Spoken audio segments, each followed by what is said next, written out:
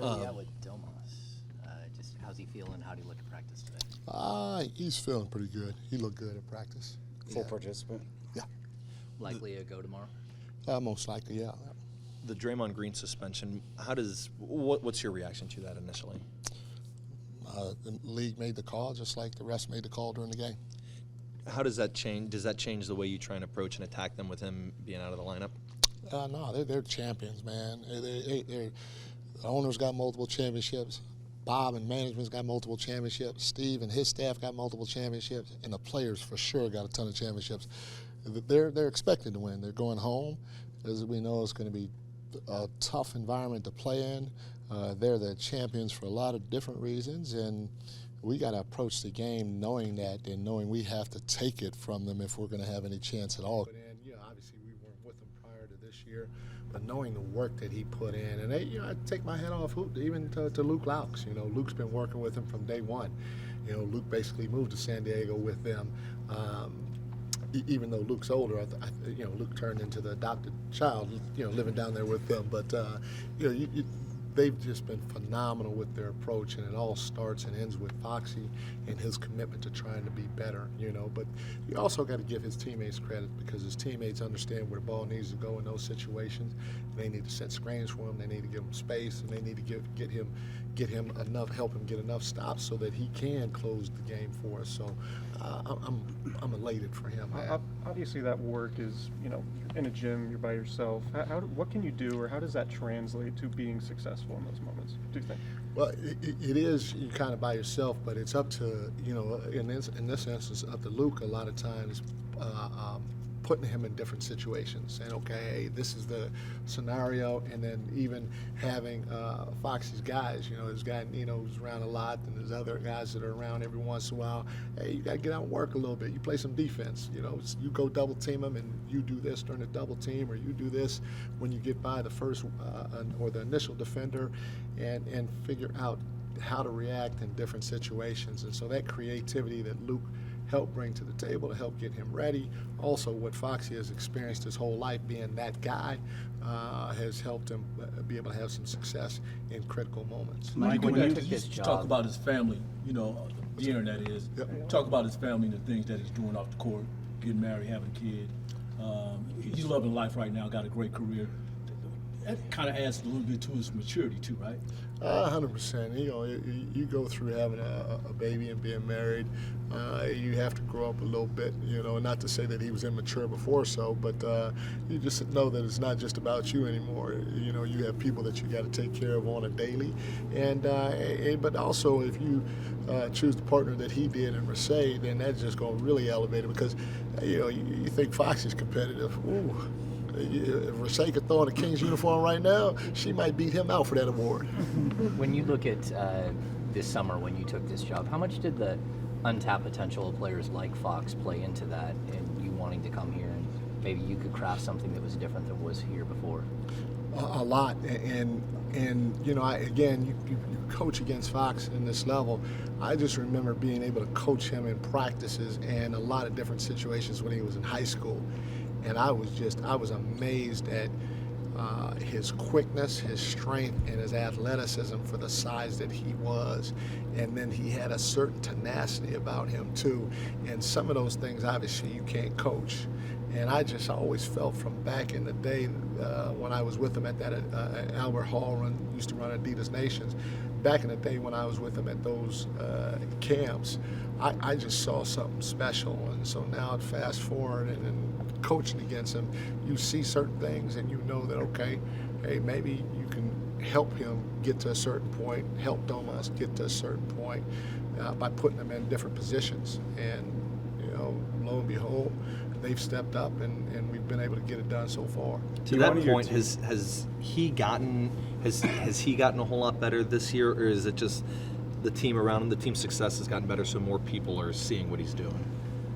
I think it's a combination of both. Obviously, we've been able to get a lot out of a lot of people this year, and guys have been able to spread their wings and show what they're capable of with the way that we're trying to play them. And so when you have that type of individual success throughout your roster, if the group is connected, it can bode well for obviously team success, and that's what you're seeing now. You wanted your team to be more physical in this series. What stood out to you about the physicality from your team in Game 2?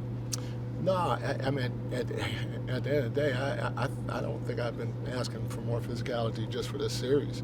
You go back and look at any of my press conferences, even after wins, I've been asking for our guys to bring it physically all year. And, you know, in my opinion, I was part of a championship run last year with the Warriors. We were an extremely physical team, not just last year during the playoffs, but throughout the year. You know, if you're going through that paint, you getting hit. If you're going to get a rebound, you getting hit. And now you factor in the playoffs starting, and we're going against the defending NBA champs. Both teams are bringing a level of physicality that both coaches, I think, at the end of the day, appreciate. And so we wanted to stay there or go up, and I'm sure they do too, because as you continue to play games during these playoffs, it's only going to get harder and harder and harder. How did you guys flip Lines do that you switch, expect? Mike? What's that? How did you guys flip that switch with the physicality, the defense, the things that you're saying?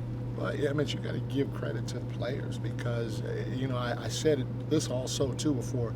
We've shown flashes of it. We just haven't done it consistently for 48 minutes.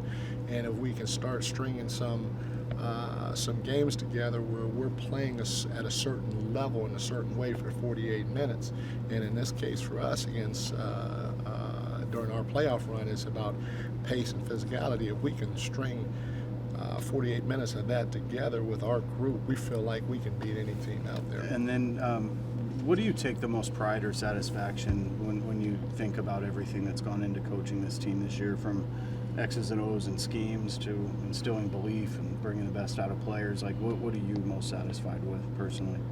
How they've embraced everything we've asked them to do. I mean, they you know, again, I always, when I explained to you guys about roles, how they can reject it, accept it, or embrace it, you know, they haven't accepted us coaching them. They've embraced us coaching them, and they've tried to go out there and compete at the highest level for each other. And that, from my seat, is about as good as any pat on the back you can ask for.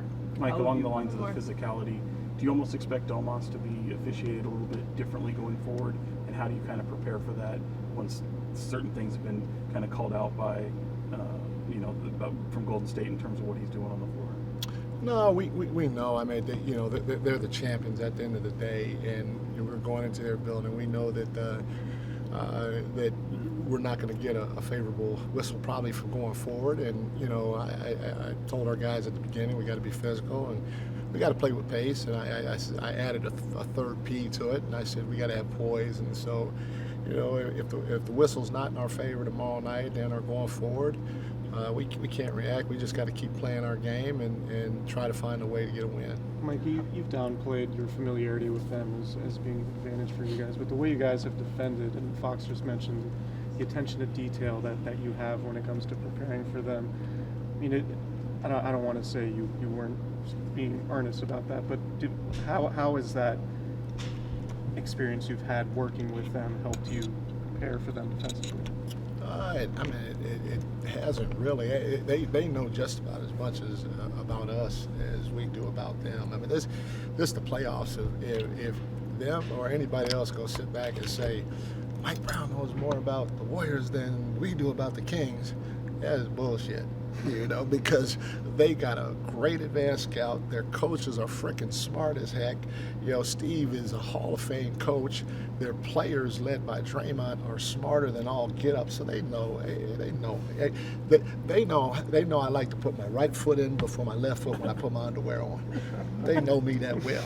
I've been in the locker room with all them coaches. So it's hogwash what people are saying. But it's good talk. I mean, it bodes well for good media talk, but it's not at this point. No. Are How those are the they lucky different? green ones from early in the season? No, No, come on.